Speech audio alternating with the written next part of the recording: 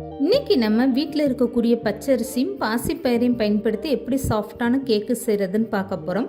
பொதுவாகவே கேக்கு செய்யணும்னா கோதுமை மாவு அப்படி இல்லைன்னா மைதா மாவை பயன்படுத்தி தான் செய்வாங்க. இந்த மாதிரி ஒரு டைம் நீங்கள் செஞ்சு பாருங்கள். பச்சரிசியும் பாசிப்பயிரையும் பயன்படுத்தி இது சாப்பிட்றதுக்கு அவ்வளோ ஒரு அருமையான டேஸ்ட்டாக இருக்கும். எப்போதுமே கோதுமை மைதான்னு குழந்தைகளுக்கு கொடுக்காம இந்த மாதிரி பாசிப்பயிரை பயன்படுத்தி கேக்கு செஞ்சு கொடுங்க. ஹலோ ஃப்ரெண்ட்ஸ், வெல்கம் டு சமே டிலேட்.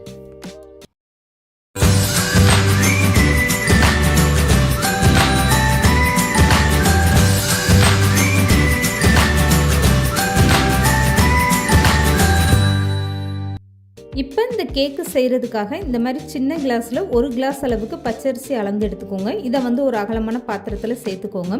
இப்போ எந்த கிளாஸில் நீங்கள் அரிசி அளந்து எடுத்தீங்களோ அதில் 1/2 கிளாஸ் அளவுக்கு பாசிப்பயிறு எடுத்துக்கோங்க. இப்போ பாசிப்பருப்பு பச்சரிசி இது ரெண்டையுமே ஒன்றா சேர்த்துட்டு நல்லா தண்ணி ஊற்றி 3லேருந்து 4 டைம் நல்லா கழுவி எடுத்துக்கோங்க. அழுக்கு போகிற அளவுக்கு நல்லா கழுவி எடுத்துட்டு இதுக்கப்புறமா தண்ணியெல்லாம் வடிச்சிருங்க. இப்போ 2 கிளாஸ் அளவுக்கு நல்ல தண்ணி ஊற்றி இந்த பயிரையும் அரிசியும் ஊற வச்சுருங்க. அரிசியும் பயிரும் உங்களுக்கு குறைஞ்சது 2 மணி நேரம் நல்லா ஊறினா தான் மிக்சி ஜாரில் சேர்த்து அரைக்கும் போது நல்ல மாவு அரைப்பட்டு வரும். இப்போ 2 மணி நேரம் அரிசியும் பயிரும் நல்லாவே ஊறிடுச்சு. இப்போ ஊற வச்ச அரிசியை கையில் எடுத்து இப்படி உடச்சி பார்த்தீங்கன்னா ஈஸியாக நல்லா உடைக்கிறதுக்கு வரணும். இது கரெக்டாக நல்லா ஊறி வந்திருக்கு. இப்போ தண்ணியெல்லாம் நல்லா வடிச்சிட்டு ஒரு மிக்சி ஜாரில் அரிசியை தண்ணி இல்லாமல் அப்படியே சேர்த்துக்கோங்க. கொஞ்சம் கூட இதில் நம்ம ஊற வச்ச தண்ணி சேர்க்கக்கூடாது. இந்த மாவு அரைக்கும் போது தண்ணிக்கு பதில் 1/2 கிளாஸ் அளவுக்கு பால் சேர்த்துட்டு அரைச்சி எடுத்துக்கோங்க. இப்போ 1/2 கிளாஸ் அளவுக்கு காய்ச்சி ஆற வச்ச பால் நான் அந்த அரிசியோடு சேர்த்துருக்கேன். இப்போ 2 முட்டை இதோட சேர்த்துக்கோங்க. இப்போ இது கூடவே 1/4 கப் அளவுக்கு சமையல் எண்ணெய், வாசனை இல்லாத எண்ணெய் சேர்த்துக்கோங்க. அப்படி இல்லைன்னா நீங்கள் 4 ஸ்பூன் அளவுக்கு நெய் கூட சேர்த்துக்கோங்க. இப்போ இது எல்லாமே சேர்த்ததுக்கப்புறமா அப்படியே மூடி போட்டு ஒரு டைம் நல்லா அரைச்சி எடுத்துகிட்டு வந்துடுங்க. எந்த அளவுக்கு நல்லா அரைக்க முடியுமோ அந்த அளவுக்கு நல்லா நைஸாக அரைச்சி எடுத்துகிட்டு வந்துடுங்க. இந்த மாவில் நான் எக்ஸ்ட்ரா பாலோ தண்ணியோ எதுவுமே சேர்க்கலை. 1/2 கிளாஸ் பால் மட்டும்தான் நான் சேர்த்துருக்கேன். இப்போ 1/4 கப் அளவுக்கு சர்க்கரை சேர்த்துட்டு இதையுமே ஒரு டைம் நல்லா அரைச்சி எடுத்துகிட்டு வந்துடுங்க. நான் வெள்ளை சர்க்கரை சேர்த்துருக்கேன். நீங்கள் விருப்பப்பட்டால் நாட்டு சர்க்கரை கூட சேர்த்துக்கோங்க. இப்போ அரைச்சி எடுத்த மாவை இந்த மாதிரி நீங்கள் கரண்டியில் எடுத்து பார்த்தீங்கன்னா உங்களுக்கு எந்த அளவுக்கு நல்லா லிக்யூடாக இருக்குது பாருங்கள். இதை அப்படியே வேறு ஒரு பாத்திரத்தில் மாற்றிக்கோங்க. இந்த பாசிப்பயிரும் பச்சரிசியும் கொஞ்சம் கூட உங்களுக்கு திப்பியாக இல்லாத அளவுக்கு நல்ல மாவாக அரைச்சி எடுத்துக்கோங்க. அப்போ தான் கேக் உங்களுக்கு நல்லா சாஃப்டாக வரும். இப்போ நீங்கள் விருப்பப்பட்டால் இதில் ஒரு பிஞ்ச் அளவுக்கு ஃபுட் கலர், பச்சை கலர் சேர்த்துக்கோங்க. இப்போ 1/2 ஸ்பூன் அளவுக்கு ஈஸ்ட்டு சேர்த்துக்கோங்க. இப்போ இது கூடவே 1 ஸ்பூன் அளவுக்கு வெண்ணிலா எசன்ஸ் சேர்த்துக்கோங்க. இது சேர்க்குறதுனால முட்டை வாடை இல்லாமல் உங்களுக்கு கேக் நல்ல வாசனையாக டேஸ்ட்டாக ரொம்பவே சூப்பராக இருக்கும். வெண்ணிலா எசன்ஸ் சேர்க்க உங்களுக்கு விருப்பம் இல்லைன்னா அரிசி பயிரெலாம் சேர்த்து அரைக்கும் போது அதோட 2 ஏலக்காவும் சேர்த்து நல்லா நைஸாக அரைச்சி எடுத்துக்கோங்க.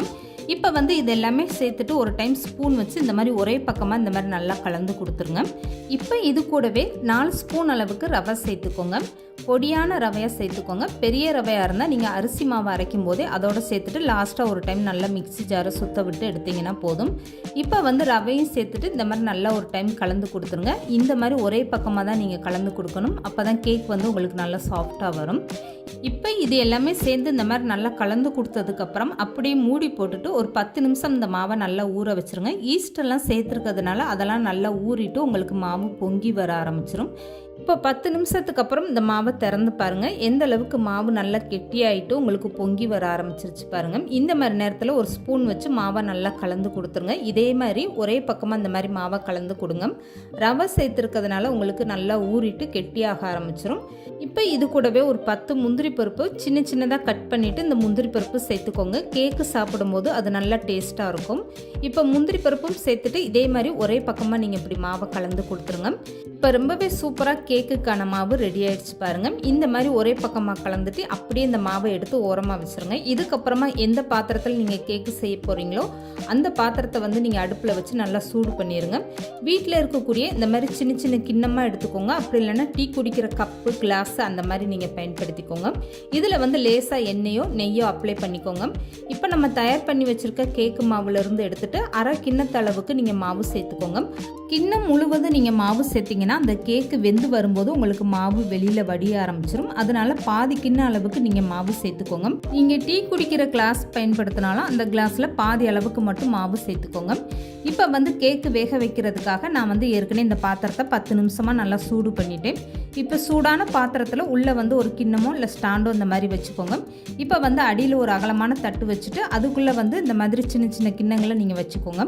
இப்போ கேக்கு மாவு இருக்க தட்டை அப்படி நீங்கள் இந்த பாத்திரத்தில் வச்சுட்டு இதுக்கு மேலே கொஞ்சமாக நீங்கள் முந்திரி பருப்பு அப்படி இல்லைன்னா இந்த மாதிரி டூட்டி ஃப்ரூட்டி இந்த மாதிரி லேசாக தூவி விட்டுக்கோங்க. இது கேக்கு வெந்து வரும்போது பார்க்குறதுக்கு ரொம்ப அழகாக இருக்கும். கடையில் வாங்கின கேக்கு மாதிரி சாப்பிட்றதுக்குமே நல்லா அருமையான டேஸ்ட்டாக இருக்கும். இந்த மாதிரி எல்லாமே தூவி விட்டதுக்கப்புறமா இதுக்கு மேலே நீங்கள் அப்படியே மூடி போட்டு ஸ்டவ்வை கம்ப்ளீட்டாக குறைச்சி வச்சுருங்க. குறைஞ்சது 20லேருந்து 25 நிமிஷம் நீங்கள் வேக வச்சிங்கன்னா போதும். இப்போ 20 நிமிஷத்துக்கு அப்புறமா இந்த கேக்கு வேகிற பாத்திரத்தை மூடியோ ஓப்பன் பண்ணி பாருங்கள். இதுக்கப்புறமா கேக் வெந்திருக்கா இல்லையான்னு பார்க்குறதுக்காக இந்த மாதிரி ஒரு கத்தி எடுத்துகிட்டு நீங்கள் கேக்குக்கு நடுவில் விட்டு பாருங்கள். கத்தியில் கொஞ்சம் கூட மாவு ஒட்டாமல் வந்தால் கேக்கு வந்து நல்லா வெந்திருக்குன்னு அர்த்தம். இப்போ வந்து நம்மளுக்கு கொஞ்சம் வந்து மாவு ஒட்டுது. இதனால் மூடியை போட்டுட்டு நீங்கள் கூடுதலாக ஒரு 5 நிமிஷம் இந்த கேக்கை அப்படியே வேக வச்சு எடுத்துக்கோங்க.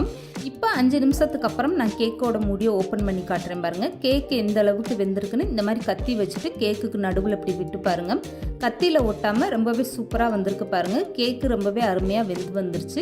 இப்போ வந்து நீங்கள் ஸ்டவ்வை ஆஃப் பண்ணிவிட்டு அப்படியே இந்த கேக்கு இருக்கக்கூடிய கிண்ணங்களை வெளியில் எடுத்து வச்சுருங்க.